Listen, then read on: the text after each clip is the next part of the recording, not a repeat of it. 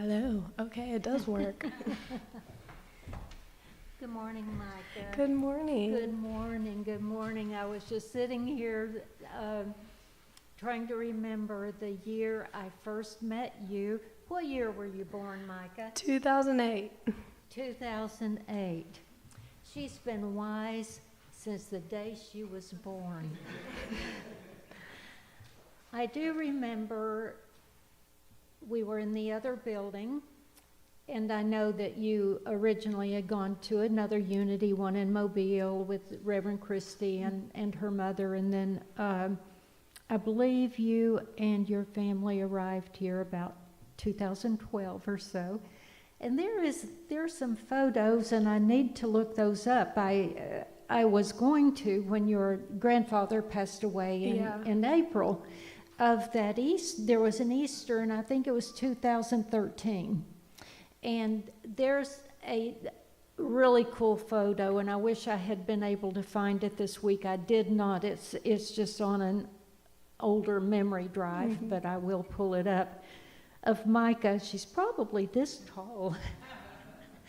And standing in front of her grandpa, J.R. Aww.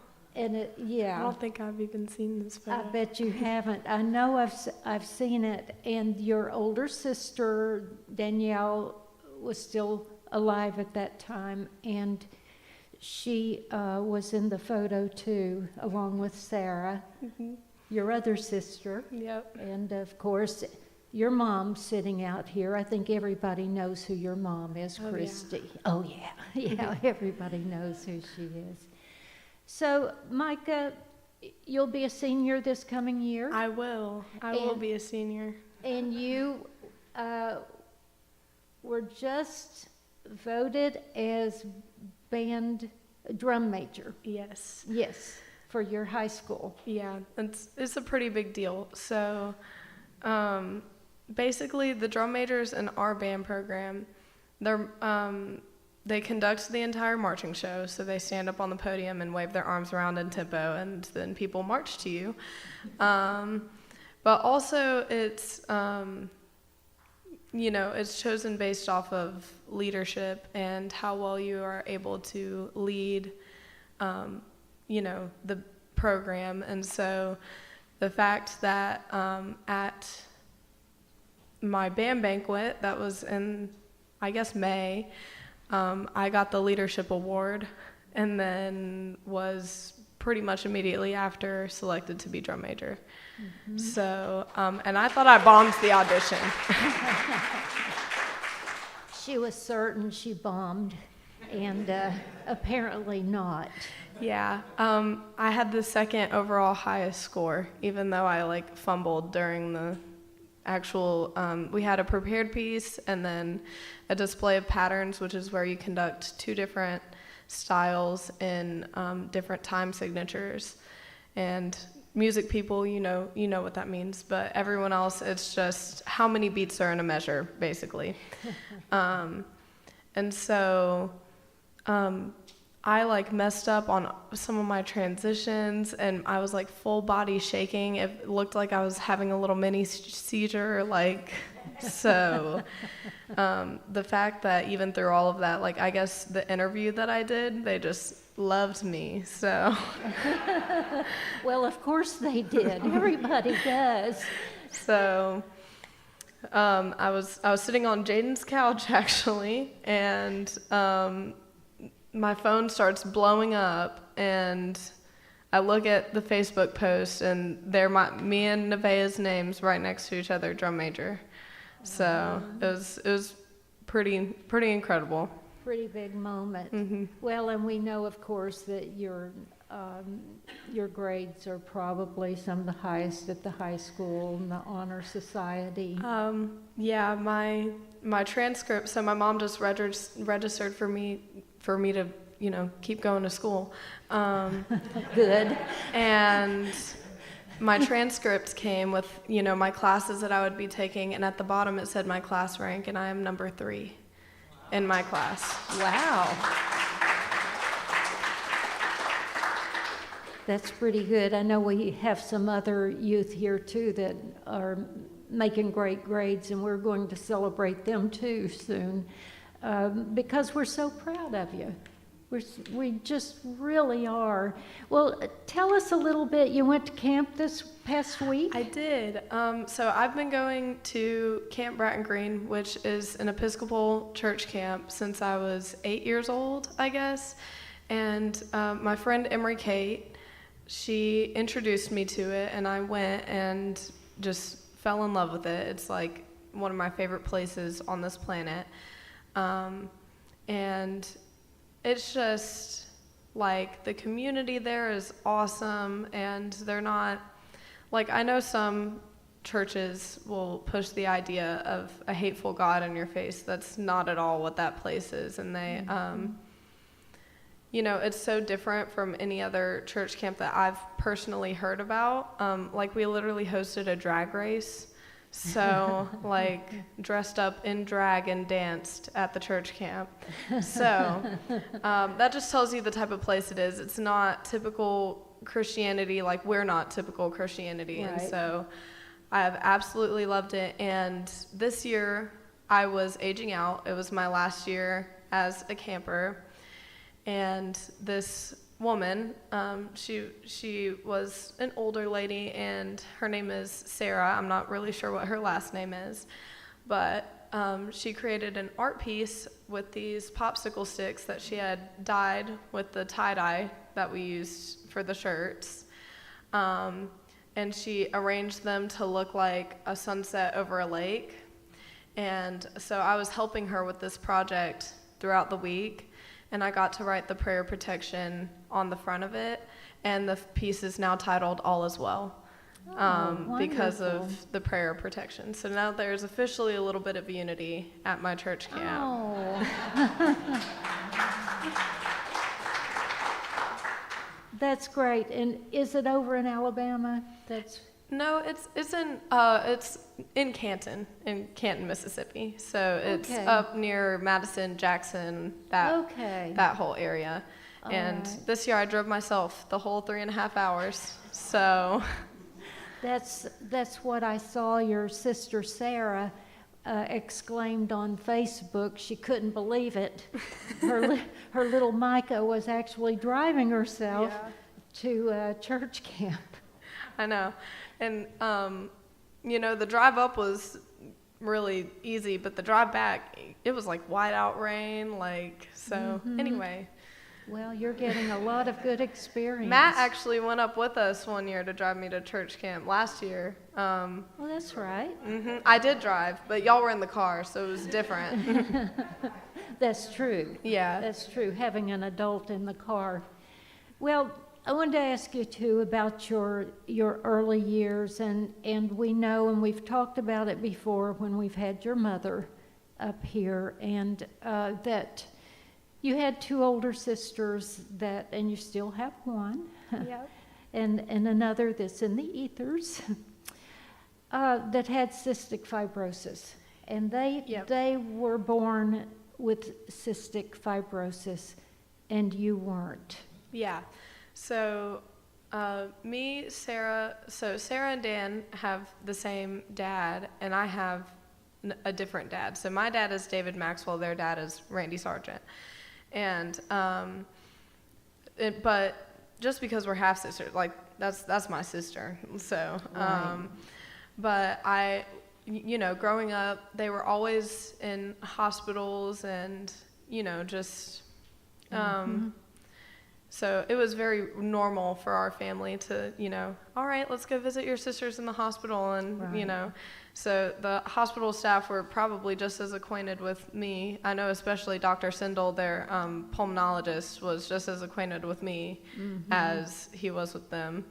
And so, you know, just grew up around, I guess it was a lot of sickness, but to me, it was just seeing my sisters in, you know, a place where they were going to get better.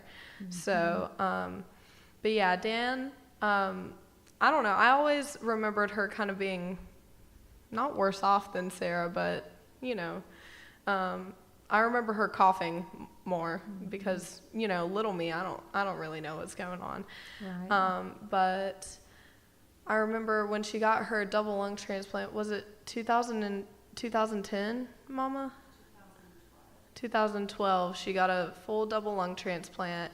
And I remember after she did, of course, she's my big sister, and she brings me a sock monkey, even though she's just gone through like this major procedure. Aww. So really, I don't remember the illness aspect of it just as much as like us having a sisterly bond, and the fact that they had CF never was odd to me. Like, I thought that was just the norm, going to hospitals all the time and, experiencing that. I read a story that reminded me of you and your mom recently, and it was about a woman that had grown up in a fundamental religion, and then she, as a young adult, was around Christian Science, where they, now, and they're a little bit different than Unity. They may be first cousins in the New Thought category, but Christian Science just taught that you could heal no matter what. And I remember this article, and I need to send it to your mom because I think it would be helpful to you. It's going to speak to what you just said too, and that is that the woman said that she had prayed and prayed and prayed and prayed and prayed for an outcome, and then it didn't come. And she became extremely angry because she had gone along with the Christian Science teachings that this person was going to heal no matter what, they were going to heal. And so it took her a while to come out of that anger when she realized that a neighbor had died, and someone said, well, it was his time to go, and all the prayers in the world are not going to prevent that. And so I think that it was a merging of our understanding of healing with the healing that took place in the Bible. And we read those stories and we acknowledge that, yes, apparently someone could even touch the hem of Jesus' garment and be healed. But what that really meant was, symbolically, they were allowing that Christ spirit inside and being healed from that. But the fact was they weren't going to heal if it was their time to go. And the woman talked about how hard that was. And I know for your parents at that time, Randy Sargent, the father of Danielle, your own father, who loved Danielle too, also your mother certainly, and JR and Helen, all of you, Sarah, how disappointed you were with all the prayers that had come in, and then Danielle died anyway. And we could leave the story there, but what is your understanding of how that So I was about 6 when she died. So mind you, this is the perspective of a 6-year-old, which I think sometimes is wiser than the perspective of somebody who's fully grown. But I knew my sister was sick, but when she was put into hospice care, I was under the impression that, oh, this is like where they do the big guns and they're gonna make her like all better. I did not realize that they were just making her comfortable enough to pass. But also, I knew, like, deep down that whatever was happening was her choice. Like, I never thought that Dan was being forced into, her illness. Like, she always just took it with grace, and I just remember her, being my strong older sister.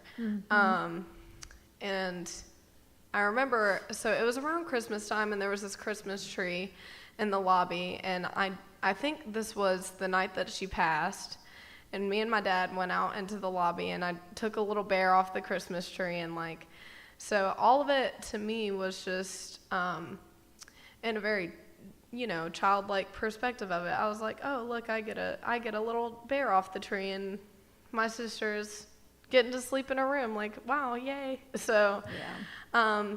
and then she passed, and I obviously was upset, but I think, like, deep down I understood she was healed. But I couldn't verbalize that because, you know, I was 6. Right. So, but I remember, I think it was maybe 2 or 3 days after Dan passed away, and I was like almost asleep, and I had rolled over in my bed to face the other side. So my bed was like this, here's the wall, and so I rolled this way, and I looked up, and Dan was there, and she was like this white, kind of pale blue color, and she just smiled at me and then went, like, dissolved. Oh. And I went downstairs the next morning, and I told Mom I saw Dan, and she was brushing her teeth in the bathroom, and she happened to look back at the same time, and she saw Dan standing in the same place. Oh. So that's how I knew my sister was okay. Like, I knew Right. she was gone, but I didn't have an understanding of what the afterlife or what heaven was, but I knew that she was, at the very minimum, I knew she was okay. And I never thought that she was, you know, in pain, because she smiled at me, and people who are in pain don't really smile much. Exactly. So, Exactly. Right. I'm glad you had that understanding, Yeah. and that it was peaceful, and it was a beautiful place, and yes, your mother and others certainly traveled a lot to Ochsner so many times, in New Orleans, and then the hospice was in Pascagoula. Pascagoula or Moss Point? Moss Yeah, Point, Moss yeah. Point. Yeah, they're Yeah. next door neighbors, so. Yeah. But anyway, well, thank you for sharing about that, and I hope it wasn't too painful. But No. now tell us a bit about you and what you're going to do, and if Unity has informed any of that, the Unity teachings, have they informed any of your choices that you've made so far or might make? I think they've informed pretty much every choice I've made. Good. The most recent one that I can think of, I was so lost on what I wanted to do for college, and I would, like, when I was making my schedule for my junior year, back when I was a sophomore, I, like, cried because I really did not know what I wanted to do, and I thought, oh my gosh, this just dictates everything that I'm going to do for the rest of my life, which I know is not true, but, you know, when you're a junior in high school and you're looking at all of these AP classes in front of you and you're like, how am I going to do this? It's very daunting. And so I just remember being overwhelmed, and I was like, why am I doing all this if I don't even know what I want to be? Right. So anyway, my junior year, I took all of these college classes and AP classes, like I stated, and my class in the morning had free periods, so we would meet like every other day, like a legit college class. And on the days that we wouldn't meet, I would go volunteer with the 6th grade band students, because that's when I started band. And so I went and I, you know, volunteered with them, helped them learn their scales, played my instrument with them, just, you know, did little things like that. And I did this for probably 5 months, I guess, from December all the way to April. So anyway, in April they performed their final spring concert, and of course I was there because now those are my babies too, because Yes. I've helped them.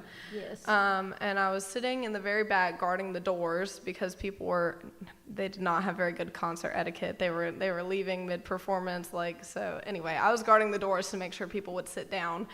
And I was listening to the last song that they played, and it was the Imperial March from Star Wars, and they sounded so mature and good, and I had been listening to them since they sounded like dying ducks, and I was like, and now here they are making music, and I started tearing up a little bit, and I'm like, I contributed to this in some way. And I really enjoyed educating them and being able to be a part of this, and it just kind of dawned on me then. I think it was God kind of whispering in my ear saying, you want to be a band director. So I think I'm going to go to USM, major in music education. Okay, wonderful. Well, that sounds great. That was what I was going to ask you next. That's wonderful. I've always thought that, and I know when you get to USM, one of the first decisions you'll need to make is what you're going to do for the rest of your life. And I've thought that's a pretty daunting question to ask someone that's 18, isn't it? Isn't it? But it sounds like you already have a good idea, and I'm glad of that. Well, and for the longest time, I really, did not at all. I thought I was what I had kind of come to terms with myself, I'll just major in psychology, and if I hate it, I'll change. But that was also kind of scary to me because, it's easier to go through the 4 years if you have all of the credits in your major. And then I would be able to, get a job quickly and, start a 401k or whatever y'all do. And, so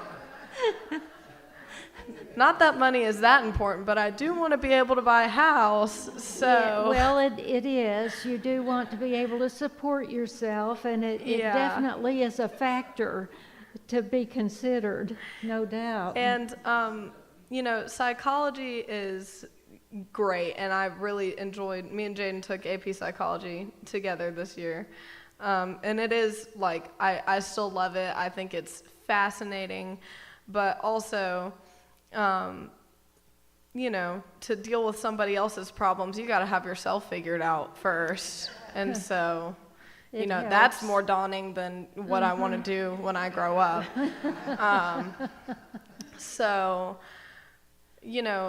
I was kind of against education because literally everyone in my family is an educator, and I wanted to be quirky and different. But, here I am thinking that I want to go into education anyway. But really, if God is the one that told me that, who am I to argue? He knows more than me. So. Exactly. Shelby's dad is a band director. He's been doing that for a few decades now, and he still loves it. He still loves doing it. Is there something else you'd like to share with us? Just about this church.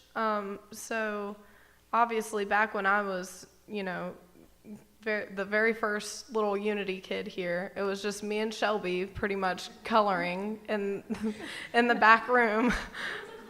Yeah, we were literally, we were quite literally shoved in a closet, and we were just, coloring with each other, and so looking back now, I'm like, that was so long ago.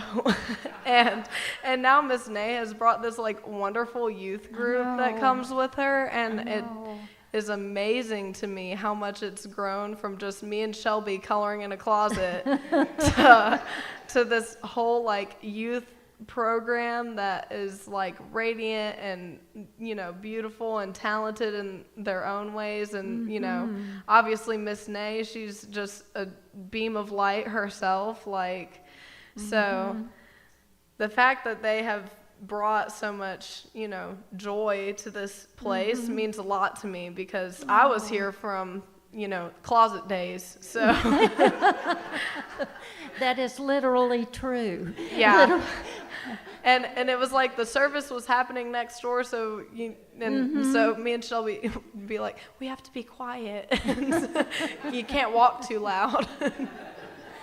So, and we actually have a great program now. I'm glad you mentioned that. We we've learned so much. We have a briefer message that speaks to these young people.